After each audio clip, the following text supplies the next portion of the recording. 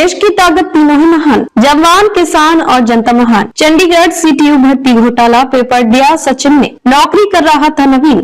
Biometric जांच से हुआ बड़ा खुलासा। दिल्ली पुलिस की सूचना पर शुरू हुई जांच, 2 साल बाद सामने आया फर्जीवाड़े का पूरा सच। चंडीगढ़ ट्रांसपोर्ट अंडरटेकिंग सीटीयू में 2 साल पहले हुई कंडक्टर भर्ती अब विवादों के घेरे में आ गई है। इस चौंकाने वाले खुलासे में सामने आया है कि परीक्षा तो सचिन नामक युवक ने दी थी, लेकिन नौकरी नवीन नाम के शख्स को मिली, जिसने करीब 10 दिन तक फर्जी तरीके से कंडक्टर की नौकरी भी कर ली। इसी फर्जीवाड़े का पर्दाफाश बायोमेट्रिक जांच के दौरान हुआ, जिसकी सूचना दिल्ली पुलिस से मिली थी। कैसे हुआ फर्जीवाड़ा?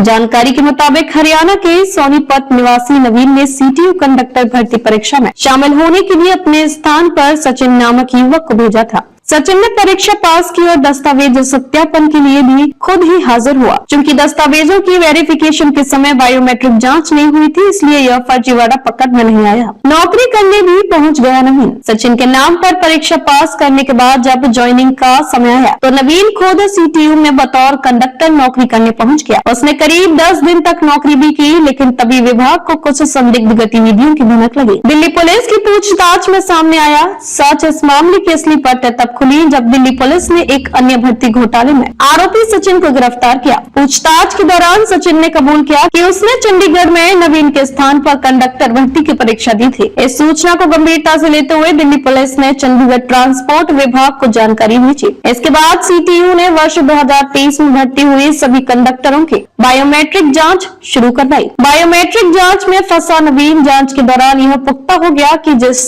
शख्स ने नौकरी ज्वाइन की वो वहाँ नहीं था जिसने परीक्षा दी थी।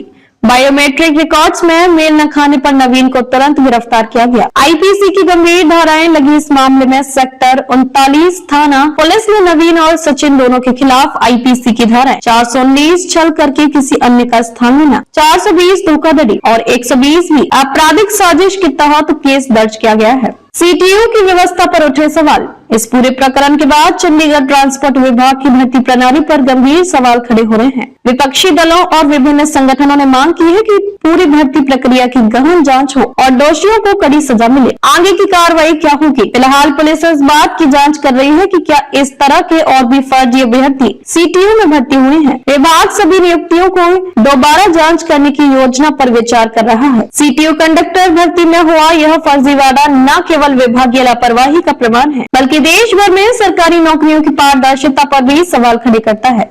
अब देखना यह है कि विभाग इस घटना से सबक लेकर आगे की भर्तियों को सुरक्षित और निष्पक्ष कैसे बनाएगा। देखते रहिए सेठ से स्पीक टीवी। लाइक, शेयर और सब्सक्राइब करना न भूलें। देश, लोकतंत्र और भविष्य की सबसे बड़ी खबरों के लिए